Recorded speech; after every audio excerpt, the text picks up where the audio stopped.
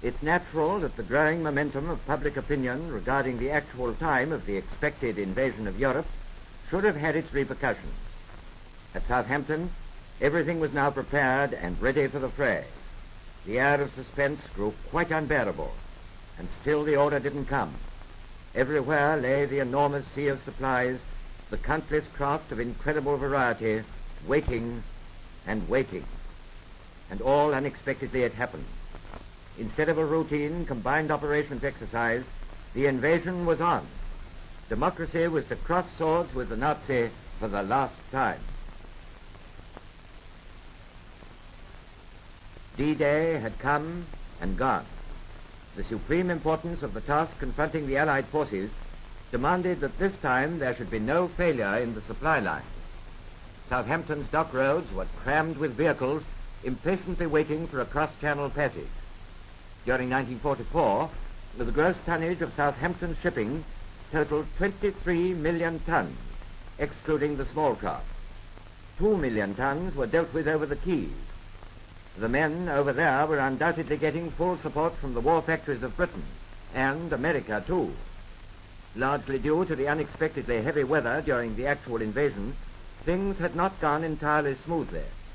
There came constant and urgent demands for further supplies and reinforcements, and, as always, Southampton somehow coped with a large share of this tremendous traffic.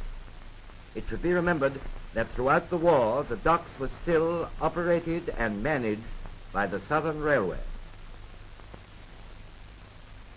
To get all of the supplies over the Channel, a smooth working cooperation between the railway and the military personnel was absolutely necessary. Colored American troops performed a particularly fine job in the rapid loading and dispatch of innumerable cargo. More and more men came with the stores. Through Southampton's dock gate, indeed a gateway to victory, they poured in with one idea: to carry right on to the heart of Nazi Germany till it was all over there. And the sooner, the better. 18 Southern Railway ships had taken part in the invasion, which had brought with it the inevitable casualties. Once again, Southampton's dry docks became hospitals for those vessels which had received their wounds in the new front line. A major casualty was the hospital ship Dinar, unhappy enough to strike a mine. It was thought she was lost, but skillful navigation brought her limping to Southampton for treatment. Only by continual pumping was the Dinar kept afloat. Exactly how she managed to get back across the channel is still an unexplained miracle. On examination, parts of her seemed at least half full of water.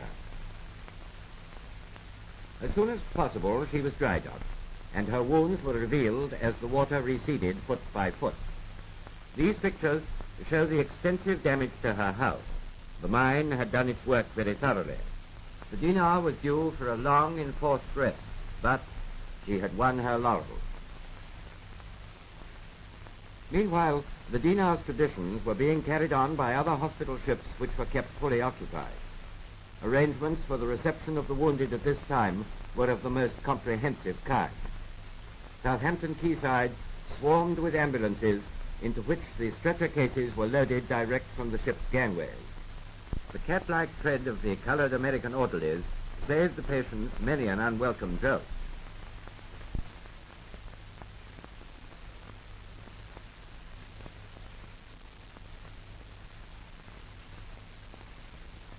The more serious casualties were slung in their stretchers from the ships onto the trolleys gathered to receive them, and then wheeled into the dock sheds, where the special trains were waiting, ready to transport them to more peaceful havens of rest and recuperation.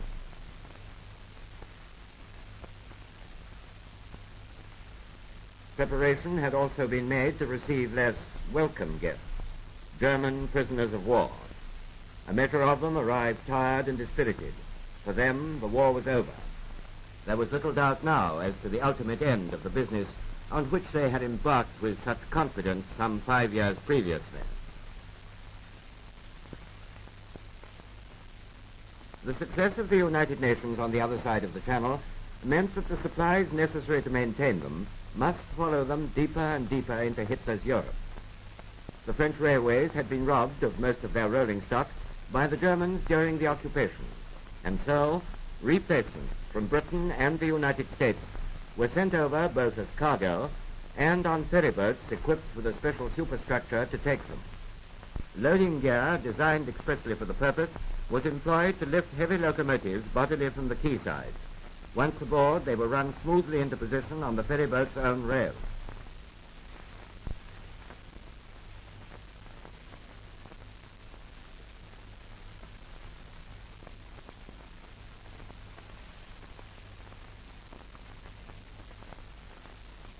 One most important feature of the shipping of this traffic was the special link span, which worked something in the nature of a drawbridge between ship and shore. By its use, whole trains of goods wagons, Red Cross coaches, and other rolling stock were enabled to run straight from the dock rails onto the ferryboats, without the use of any lifting gear. The principle of the peacetime Dover to Dunkirk train ferry had been very successfully adapted to Southampton's wartime needs. Thus were the railroads of France replenished with the rolling stock necessary to carry our armies further along their triumphant road to final victory. And to mark that victory, a plaque was unveiled at the dock gates.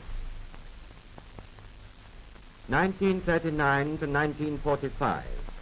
This tablet was presented to the Southern Railway by the 14th Major Port United States Army in proud and glorious memory of the men and women of the forces of the United Nations who sailed from this port during the war against aggression to secure the freedom of mankind. Now Southampton is returning to normal activity. She might take a well-earned rest, but that would not be in the dock's tradition. Ships, once familiar at her quays, are now carrying passengers and merchandise again. Southampton is still Britain's premier passenger port, prepared to receive any ship and every ship. This is the wartime saga of Southampton Docks, gateway to victory, owned and managed by the Southern Railway.